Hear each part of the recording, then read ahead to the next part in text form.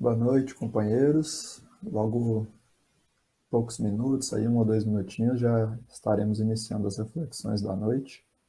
Estamos só aguardando algumas atividades prévias e os colegas se conectarem, ok?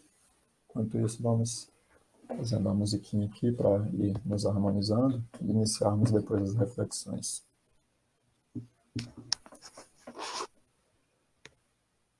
Aproveito para pedir a aqueles que já estejam conectados que façam um comentário se o áudio está bom, se precisa melhorar alguma coisa, tudo bem?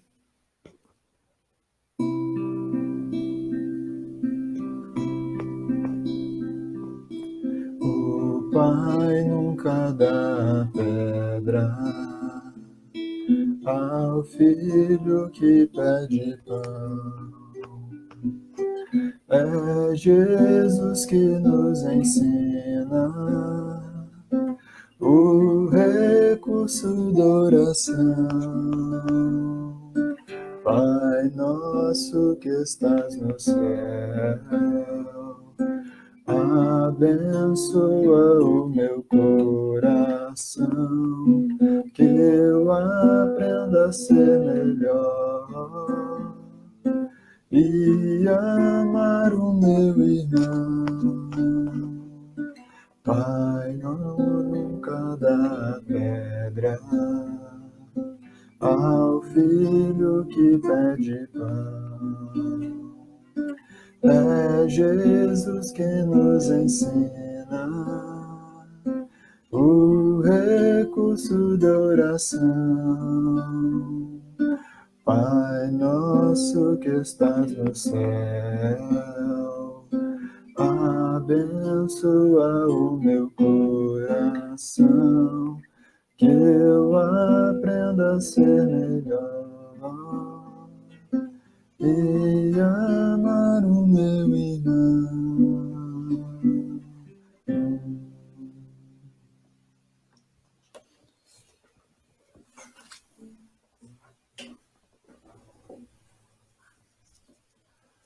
Boa noite, amigos. Já tivemos aqui um retorno da Bia, da Edna, comentando aqui que o áudio está ok.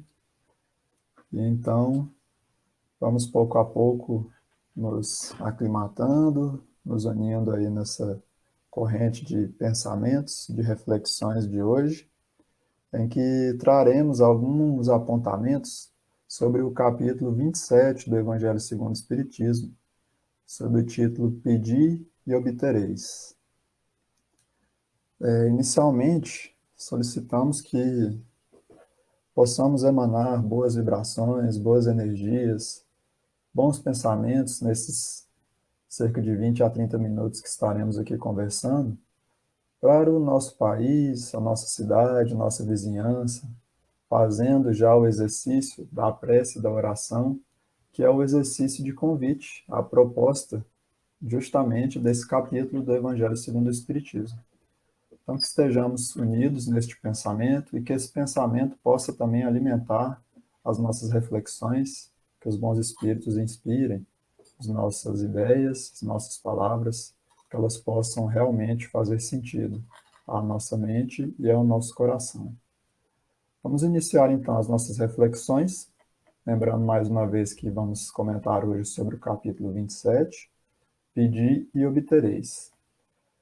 Este capítulo ele é uma dedicatória na conclusão do Evangelho segundo o Espiritismo, junto com o último capítulo, que são uma coletânea de preces, a esse intenso e laboroso processo que nós, seres humanos, temos empreendido há muitos e muitos séculos, que é esse processo nosso de comunhão com Deus, de conexão íntima com o nosso Criador. E é um desafio tão grande, é algo tão íntimo, particular, sem métodos específicos, pois que cada um busca, sente e constrói essa possibilidade de conexão com Deus da sua maneira, que muitas vezes é difícil nós traduzirmos essa experiência ou reflexões dessa experiência sem nos utilizarmos de símbolos. É assim, então, que nós vemos, por exemplo, as histórias dos patriarcas lá no Antigo Testamento iniciando, sobretudo, por Abraão, nessa busca dele incessante de reverenciar o Pai, de se conectar e ouvir o chamado do Pai das suas maneiras, da sua maneira mais simples, de hebreu, camponês, pastor de ovelhas. E este processo de tentativa de comunhão com esse Deus evolui, mas continua sendo um desafio basilar do ser humano, não é mesmo?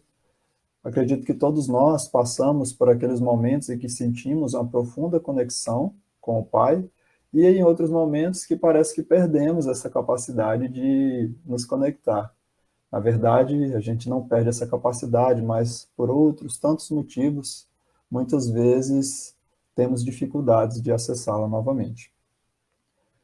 E então, esse processo evolutivo, ele avança, sai lá dos patriarcas e chega também aos próprios apóstolos, aqueles que acompanharam Jesus de bem perto, quando ele esteve aqui entre nós, na sua passagem sobre a terra, onde exemplificou a grande mensagem divina, que é essa construção do reino de Deus nos nossos corações. É desta experiência de Jesus com os apóstolos que nós vamos buscar o símbolo para tentar compreender um pouco melhor esse nosso esforço de comunhão, de conexão com o nosso Pai amoroso. E este símbolo, ele está lá num diálogo que quem nos traz é Humberto de Campos, no livro Boa Nova, o livro que nós temos muito carinho, sempre estamos consultando. Quem não leu ainda, recomendamos a leitura. E no capítulo em um dos capítulos, tem-se um diálogo entre Jesus e João Evangelista, em que João Evangelista deposita os seus anseios de fazer essa comunhão com o Pai.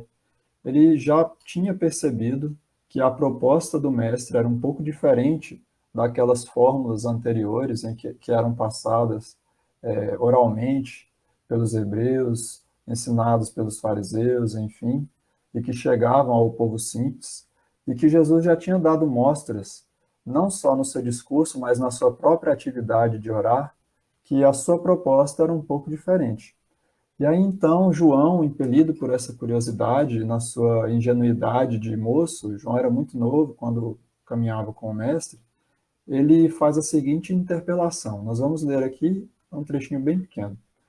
Mestre, tenho desejado sinceramente compreender os meus deveres atinentes à oração, mas sinto que minha alma está tomada de certas hesitações. Anseio por esta comunhão perene com o Pai. Todavia, as ideias mais antagônicas se opõem aos meus desejos. Olha só, um dos apóstolos do Cristo com essa indagação, como se conectar, como estar em comunhão permanente, né, perene com o Pai. E ele mesmo deposita a sua dificuldade no sentido de que a sua mente muitas vezes tem pensamentos antagônicos. Então, ao mesmo tempo que ele quer se conectar com o Pai, outros tipos de ideias ocorrem à sua mente. E aí Jesus tenta explicar, dentro das possibilidades de compreensão do apóstolo, com um foco muito específico, colocando para João que este processo de comunhão com o Pai era algo de edificação íntima, que não era algo transferível. Jesus não poderia transferir este mecanismo ou esta ação de comunhão com o Pai para os apóstolos, por exemplo. Era algo que cada um deveria construir dentro de si. No entanto, esta construção estava fundada naqueles preceitos que Jesus vinha comentando, exemplificando e trazendo em suas falas, da construção íntima do reino de Deus em nossos corações.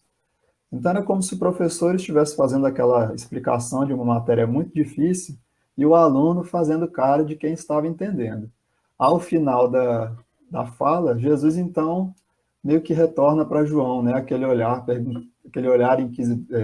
questionador, querendo saber se João tinha compreendido. E João responde mais ou menos assim: Mestre, confessou João respeitoso, vossas elucidações abrem uma estrada nova para minha alma. Contudo, eu vos peço, com a sinceridade da minha afeição, me ensineis, na primeira oportunidade, como deverei entender que Deus está igualmente entre nós. Então, assim, é, é aquele aluno que percebeu a grandeza daquelas lições que o professor está passando, se encantou pelas informações, pelas ideias que foram colocadas, pelo brilho do olhar, porque não era qualquer professor, era o mestre. Ele sentia, ele percebia que o mestre estava falando de uma verdade e era uma verdade praticada pelo próprio Jesus. Então era colocada com o testemunho do amor e do exemplo, mas ainda havia aquela dúvida. Ele captou o contexto geral, o sentimento que movia as palavras do mestre, mas a aplicação ainda se tornava complicada. Ele não conseguiu processar tudo isso e entender como aquilo ia se manifestar em sua vida prática.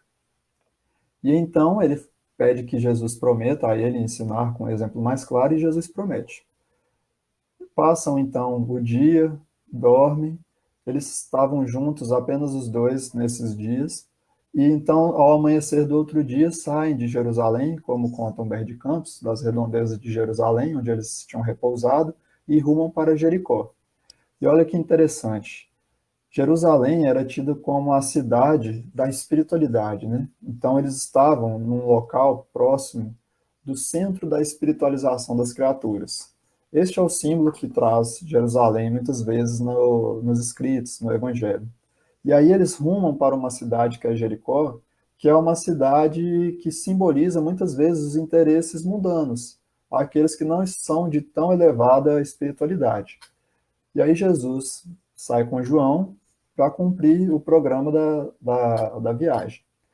E aí vão se distraindo, conversando sobre a paisagem árida, um ou outro sinal de vida naquele caminho, uma ou outra sombra para descansarem, até que ao se aproximarem de Jericó, eles percebem e se dão conta de que tem um lavrador bem próximo da estrada cavando um poço. E aí Jesus percebe que aquele era o momento de dar aquele exemplo prometido ao apóstolo João. Então, como aquele professor habilidoso, sem dar sinais do que ele vai fazer, ele chama João de canto, senta perto na sombra de uma árvore próxima do trabalhador, do lavrador que cavava o poço, e começa a tecer um diálogo com esse trabalhador. E aí ele começa perguntando assim: a gente vai ver que é um diálogo como aquele quando a gente se encontra na rua, pergunta do clima, e o sol tá quente, tem chovido. É uma conversa mais ou menos assim. É daí que Jesus vai tirar o exemplo para João Evangelista. Olha só. Jesus pergunta: Amigo, o que fazes? E aí então o lavrador responde: Busco a água que nos falta. Jesus então pergunta novamente: A chuva é assim tão escassa nessas paragens? E ele responde finalmente: Sim, ultimamente, por aqui, chuva vem se tornando verdadeira graça de Deus. Então, o lavrador ali, naquele sol árido, naquele ambiente seco, muito quente, suando bastante, trabalhando ali, pelos relatos de Humberto de Campos, há já algum tempo, buscando aquela água no poço, interrompe o seu labor um pouco para trocar essas impressões com Jesus. E aí, desse diálogo simples, Jesus chama a atenção de João e vai dar o exemplo, utilizando do símbolo do lavrador e daquele contexto, do que é esse processo de comunhão com Deus. E aí, então, Jesus explica: Olha, João, toda esta paisagem, todo este momento representa tudo aquilo que eu estava tentando te explicar ontem, por meio de ideias. Vejamos, essa chuva, que não é constante, é escassa, às vezes cai aqui, às vezes cai acolá, às vezes vem quando não esperamos. Essa chuva que faz esse lavrador dobrar os joelhos em gratidão, em louvor, é justamente a presença e a misericórdia divina. É aquele aconchego, aquele alento que chega ao nosso coração, à nossa mente, em momentos que muitas vezes nem esperamos. Nem estamos preparados para receber uma graça, uma atitude carinhosa, ou um conselho, ou um afago no coração, e ela se apresenta. Muitas vezes também nos momentos em que precisamos sobremaneira e nos vemos sozinhos. E aí essa chuva é a misericórdia divina. Temos também outro panorama nesta nossa imagem, que é a paisagem que estamos. Olhe só, João, a paisagem que esse lavrador se encontra. É quase a paisagem do deserto, a paisagem seca, árida, desprovida de muitos recursos. E essa paisagem, João, é justamente a alma daquele ser humano que ainda está parca de recursos espirituais, que ainda não desenvolveu os sentimentos elevados, as virtudes, as características que permitem a sua conexão direta com o Pai. Este cenário é o cenário da alma humana. E quem seria então o lavrador? O lavrador, aquele que estava cavando o poço, é justamente o cristão verdadeiro. É aquele que sabe que o Pai, na sua misericórdia, pode derramar a chuva vez ou outra, que vai saciá-lo durante um momento, dará forças para ele continuar, e ele até dobrará os joelhos em agradecimento, em louvor, mas lembra que é necessário o seu labor, que a paz perene depende do seu esforço próprio, desse trabalho para si mesmo. E a água que brotará e jorrará do poço é justamente a essência divina, que ao mesmo tempo que se derrama dos céus sobre nós em forma de chuva, é essa mesma chuva que vai alimentar todos os mananciais no subsolo e que dentro de nós está presente. Com o nosso labor de cristãos ativos, conseguiremos trazer de dentro de nosso coração essa água viva, que é o princípio da divindade que carregamos. Como Jesus nos fala em outras oportunidades, lembrando-nos dos aspectos divinos que carregamos. E então, depois de toda essa lição, João realmente e finalmente entende como era esse processo de comunhão com o Pai, que não estava fixado apenas em palavras, em discursos, que dependia do seu trabalho, que dependia do seu labor íntimo, e logo depois a água começa a brotar no poço do lavrador. Então, esse nosso processo de comunhão com Deus muitas vezes depende destes símbolos, dessas metáforas, pois temos dificuldades de, de traduzir, não é mesmo? É algo muito sutil, de um caráter muito particular para cada um de nós. E depois dessa compreensão mais abrangente de como se processa essa nossa comunhão com o Pai, fica muito fácil de entendermos as passagens evangélicas que dão o norte, as diretrizes para o desenvolvimento do capítulo 27 do Evangelho segundo o Espiritismo, que é o pedir e obtereis. Olha só a passagem que é colocada por Kardec logo no início do capítulo, se ela não está falando justamente deste símbolo que Jesus apresentou para João. Quando orardes, não vos assemelheis aos hipócritas, que, afetadamente, oram de pé nas sinagogas e nos cantos das ruas para serem vistos pelos homens. Digo-vos, em verdade, que eles já receberam sua recompensa. Quando quiserdes orar, entrai para o vosso quarto, e, fechada a porta, orai a vosso Pai em secreto. E vosso Pai, que vê o que se passa em secreto, vos dará a recompensa. O que seria esse lugar secreto? Senão as profundezas do nosso coração, senão aquele trabalho de lavrador, de cavador de poço, como aquele que Jesus acabara de mostrar para João. É disso que o Cristo está falando quando pede para orarmos em segredo, no nosso canto, no nosso silêncio.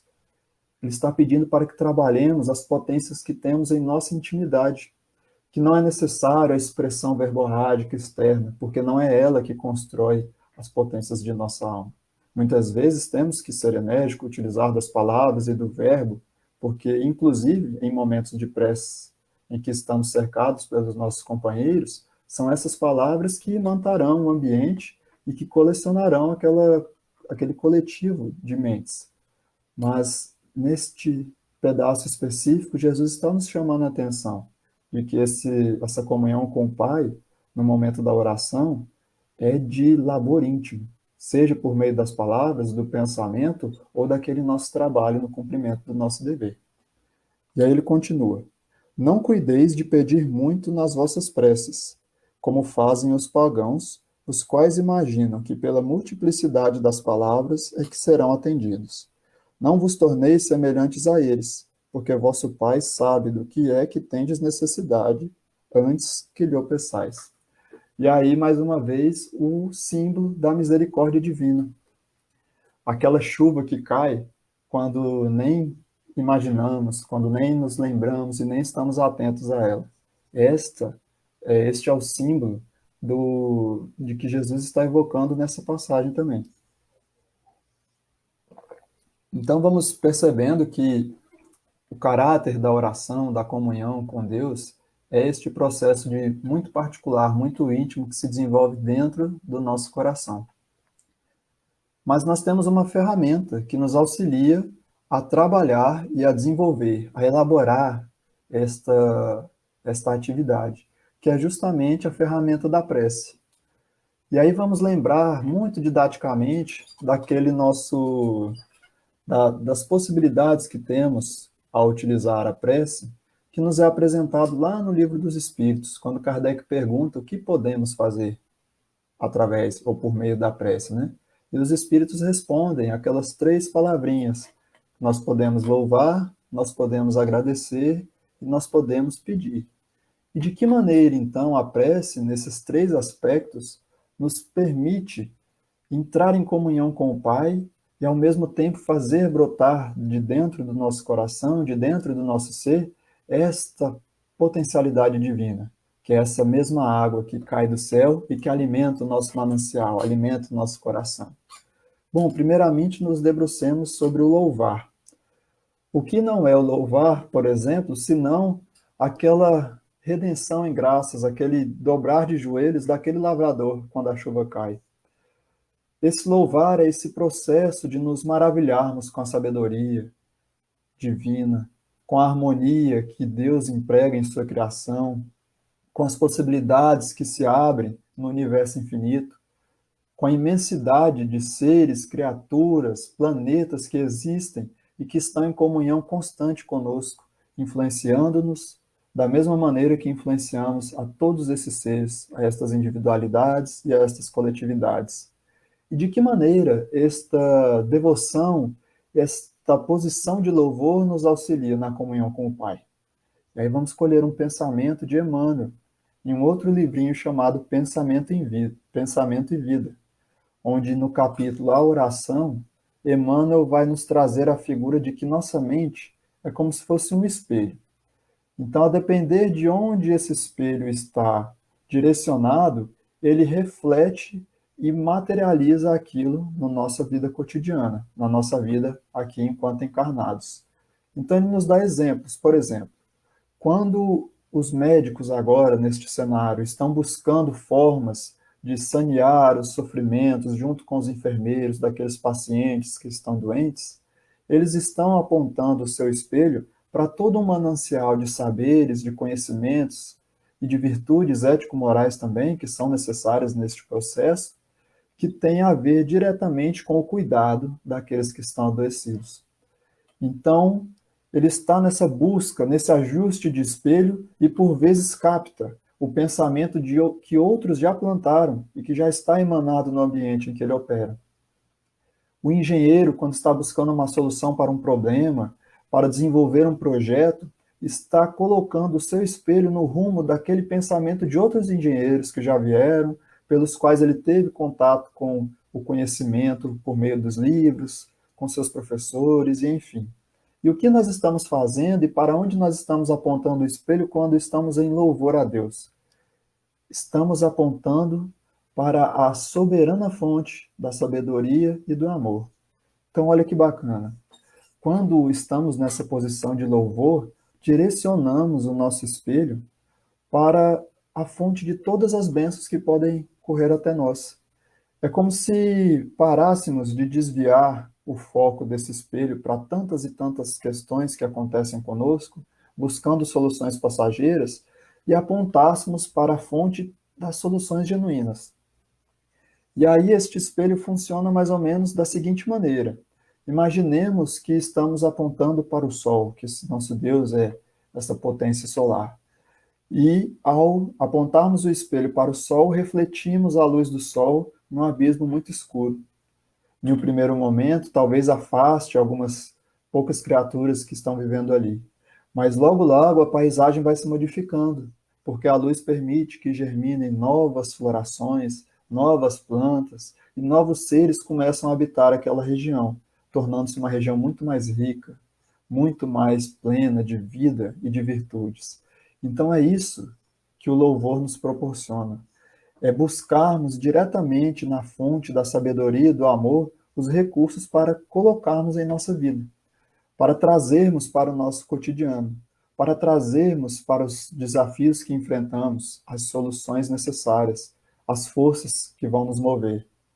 Olha que dimensão tem esta possibilidade do louvor que podemos fazer por meio da prece e que muitas vezes até esquecemos, não é mesmo? Mas avancemos e lembremos da posição do agradecimento. Como a posição do agradecimento, ou a prece em agradecimento, nos auxilia nesse processo de comunhão com Deus e de despertamento das nossas potencialidades. É no agradecimento que nós abrimos o nosso campo para colher os aprendizados das experiências que temos. Quando agradecemos por aquelas experiências bem-sucedidas, quando nos colocamos em pensamento em gratidão, refletindo sobre tudo aquilo que aconteceu, começamos a perceber as nuances, os fatos geradores daquela alegria, quem colaborou, porque aí vamos lembrando, preciso agradecer também aquela pessoa, preciso agradecer aquele fulano que me apoiou, preciso agradecer a esse recurso que me chegou não sei por onde, né, a misericórdia divina. Então vamos nos abrindo e percebendo tudo o que aconteceu para a concretização daquela conquista.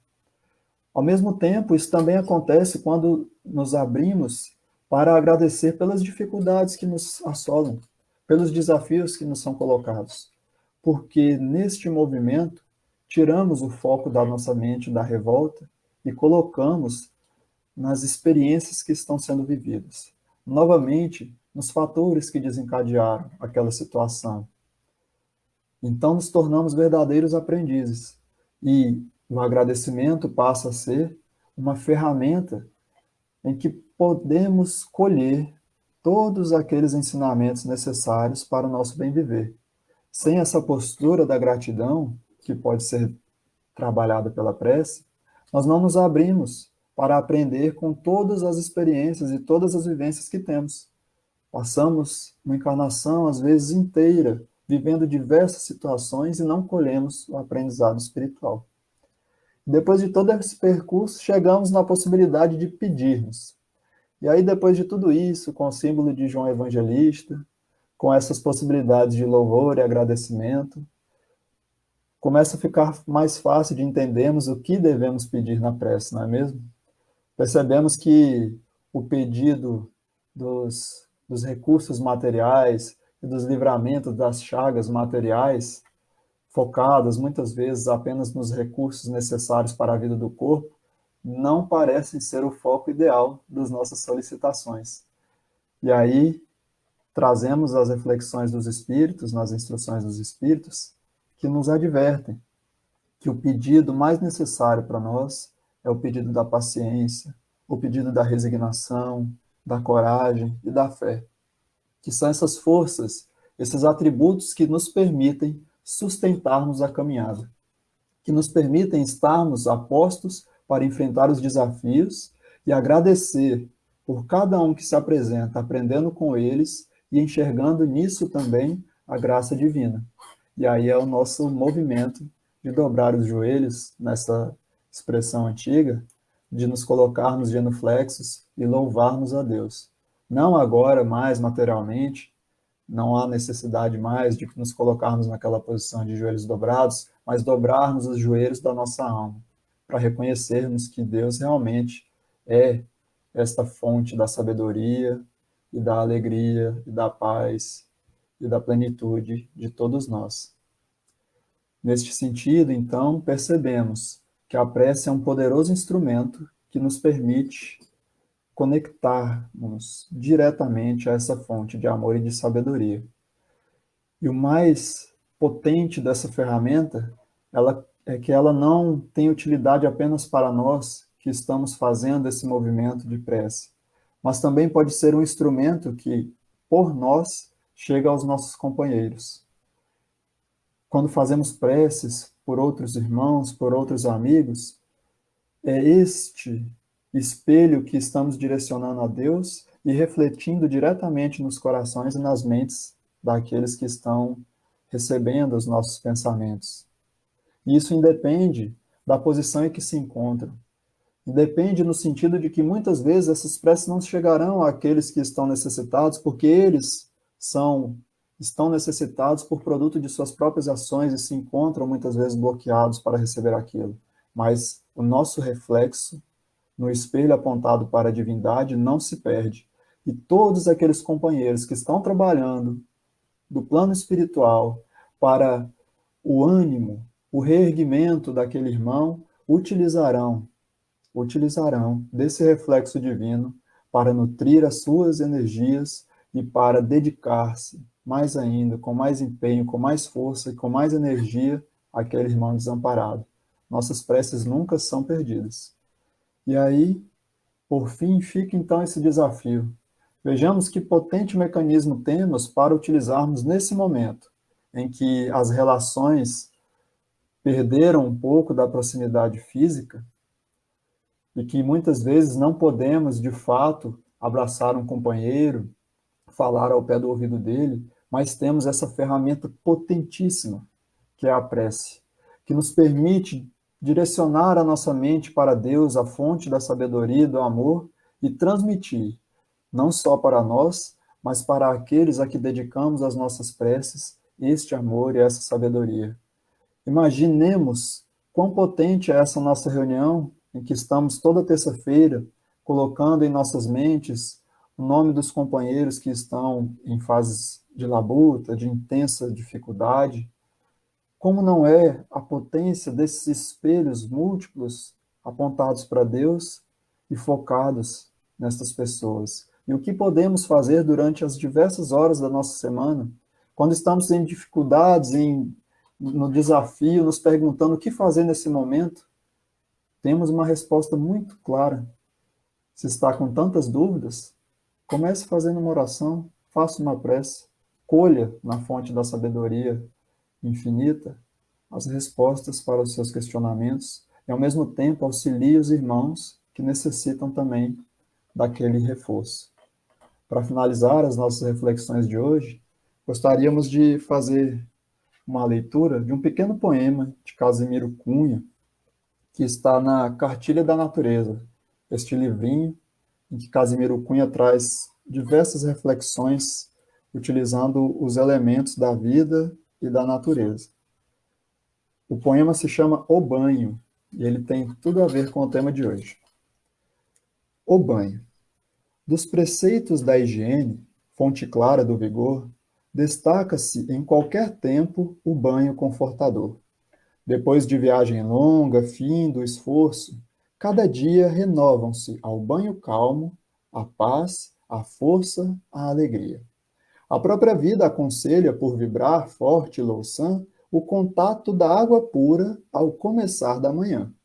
No trato vulgar do mundo, à frente da humanidade, o corpo mais nobre e belo não se esquiva à sujidade. Mais além a fumo e lama, mais aquém a lixo e poeira. Todo o corpo participa do suor e da canseira. As células esgotadas em ânsias de dor e morte requerem alguma coisa que as ajude e reconforte. Eis que surge o banho amigo com recursos sempre iguais. A água cariciosa tem carinhos maternais. Depois dele, o alívio santo, a bênção de tosse pura, a paz regeneradora ao corpo da criatura. Assim também nossas almas, em serviços contra o mal, nunca podem prescindir do banho espiritual. Luta a luta, dia a dia, levemos o coração às águas do pensamento para o banho na oração. Então, meus amigos, finalizamos esse momento de reflexão aqui, retornamos àqueles que estão no trabalho da terça-feira, aos informes no WhatsApp, e deixaremos aqui o vídeo aberto durante um tempo para que aqueles que estão com certo atraso assistam até o final. Daqui mais ou menos um minutinho a gente encerra a transmissão. Muita paz a todos.